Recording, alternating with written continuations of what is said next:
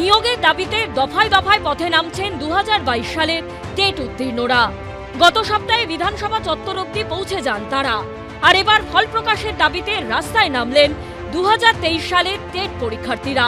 2023 সালে টেট হয়েছিল 24শে ডিসেম্বর, কিন্তু 1.5 বছরের বেশি সময় কেটে গেলেও এখনো পর্যন্ত প্রকাশিত হয়নি ফল।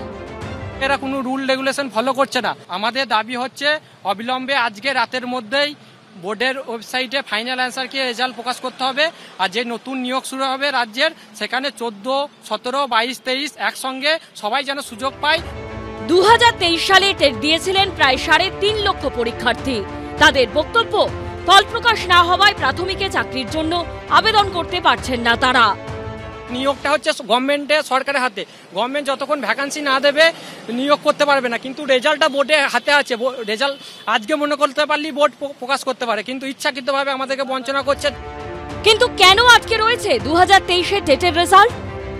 এটা নিশ্চয়ই কনসার্ন যারা রয়েছেন তারা ঠিক কি অবস্থায় কি সেগুলো নিশ্চিতভাবে তারা বলতে পারবেন, ফলে এ বিষয়ে কোনো মন্তব্য করব না। এদিকে 2 দফায় নির্বিঘ্নে পরীক্ষা শেষ হবার পরও বিধি অমান্য করার অভিযোগে 23শে সেপ্টেম্বর এসএসসি অভিযানের ডাক দিয়েছে চাকরিহারাদের একাংশ। যদিও স্কুল সার্ভিস কমিশনের তরফে সাফ জানিয়ে দেওয়া হয়েছে, গোটা রাজ্য জুড়ে এসএসসির পরীক্ষা নির্বিঘ্নে এবং স্বচ্ছভাবে হয়েছে। উজ্জ্বল মুখোপাধ্যায়, ব্রতদীপ ভট্টাচার্য ও কৃষ্ণেন্দু অধিকারীর রিপোর্ট, এবিপি আনন্দ। পুজো পণ্ড করতে ধেয়ে আসছে নিম্নচাপ। পুজোয় প্রত্যেক দিনই বৃষ্টির পূর্বাভাস দিল আলিপুর আবহাওয়া দপ্তর। মহালয়া থেকেই দোসর হতে চলেছে বৃষ্টি। এরপর মাঝে 2 দিন আবহাওয়া মোটামুটি শুকনো থাকলেও গোটা পুজো নিম্নচাপের বৃষ্টিতে ভাসতে পারে বলে আশঙ্কা। আলিপুর আবহাওয়া দপ্তরের পূর্বাভাস বলছে, মহালয়ার দিন বজ্রবিদ্যুৎ সহ বৃষ্টি হতে পারে ঝাড়গ্রাম, উত্তর 24 পরগনা ও দক্ষিণ 24 পরগনায়। 25 থেকে 26শে সেপ্টেম্বরের মধ্যে বঙ্গোপসাগরে তৈরি হচ্ছে নিম্নচাপ, যার প্রভাবে 27শে সেপ্টেম্বর পঞ্চমী থেকে 29শে সেপ্টেম্বর সপ্তমী পর্যন্ত রাজ্যের সব জেলায় হালকা থেকে মাঝারি বৃষ্টির পূর্বাভাস রয়েছে। 30শে সেপ্টেম্বর অর্থাৎ অষ্টমী থেকে বাড়তে পারে বৃষ্টির পরিমাণ। নবমী ও দশমীতে হতে পারে ভারী বৃষ্টি।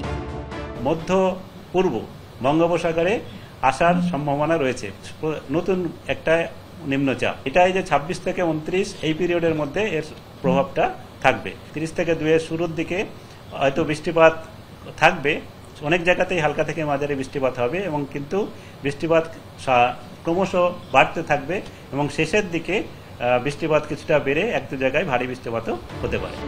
তবে দক্ষিণবঙ্গে এই পরিস্থিতি হলেও উত্তরবঙ্গের জন্য পুজোয় রয়েছে সুখবর। উত্তরবঙ্গে পুজোয় ভারী বৃষ্টির সম্ভাবনা নেই, তবে বজ্রবিদ্যুৎ সহ হালকা বৃষ্টি হওয়ার সম্ভাবনা থাকছে। সব মিলিয়ে পুজোর দিনগুলিতে দক্ষিণবঙ্গবাসীর দোসর হতে চলেছে ছাতা, রেনকোট। এর থেকে একমাত্র রক্ষা করতে পারে মা দুর্গা। ব্রতদীপ ভট্টাচার্যের রিপোর্ট, এবিপি আনন্দ।